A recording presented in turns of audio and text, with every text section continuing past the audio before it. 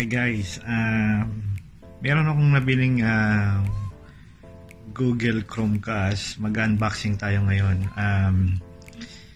Gagawin nating smart yung TV ko kasi every time na manonood ako, so kailangan ko pang i-connect yung laptop ko sa TV, and then para makapanood lang ako ng mga gusto kong panoorin, like ito yung laptop ko. So, kailangan ko pa siyang i-connect doon sa TV para mapanood ko yung gusto kong panoorin. Like sa YouTube, yung mga vlog doon. So, yun nga. So, ngayon, bumili ko nitong Chromecast. So, pwede mo siyang i-connect dito through cellphone. So, magiging mirroring siya. So, ito yung TV ko ngayon, guys. So, let's see ang nasa loob nito, yung ano siya, i-connecta lang siya dun sa TV, and then magiging smart na yung TV mo. Plug para may saksak siya, and then yung cable niya. So guys, so bali ang gagawin lang natin dyan is plug and play lang siya. So let's see kung ano siya, magwo-work siya dun sa aking TV. Kasi yung TV ko, guys, hindi siya smart TV. So bagong makapanood ka naman diyan sa TV na yan, so bibili ka ng parang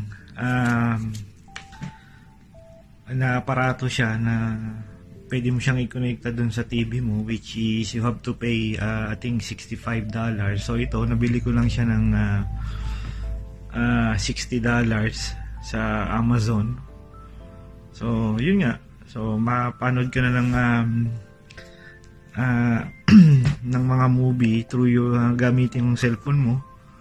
So ayun, just plug and play lang siya. So let's see guys kung magwo-work siya ngayon. Bali ang gagawin natin is i-connecta lang natin yung cable niya rito. Ang gagawin natin, i-connecta lang natin to.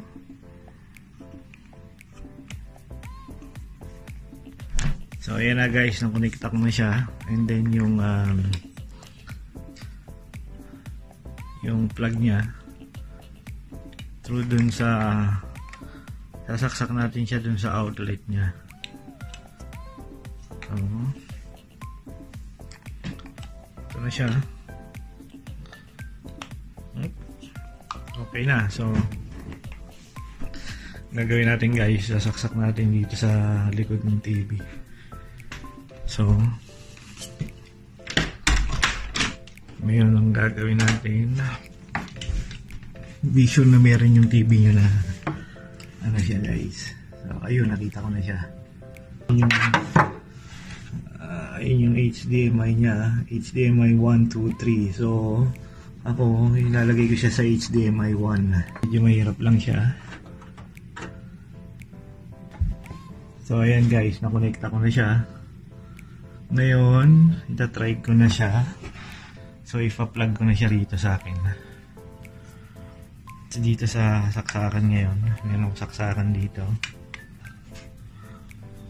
So ang gagawin natin ngayon is i-turn on ko na ang ating TV.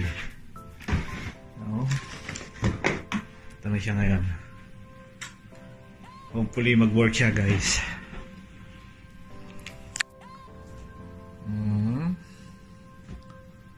Okay, nag-work naman siya.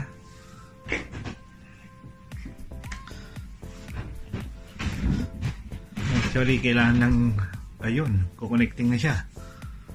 So, yan guys, medyo ano lang siya, plug and play. So, kailangan pala meron kang internet connection din para maano mo siya, ma-play mo siya. So, ayan, nagwo-work na siya guys. So, let's see. Magmi-mirror tayo. So, let's see yung mirroring.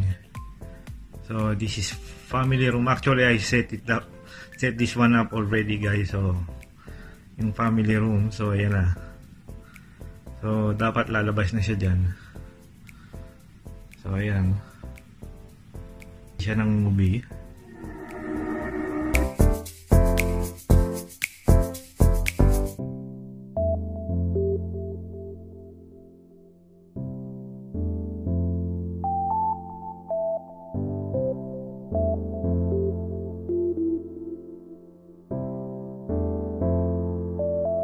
Thank you guys.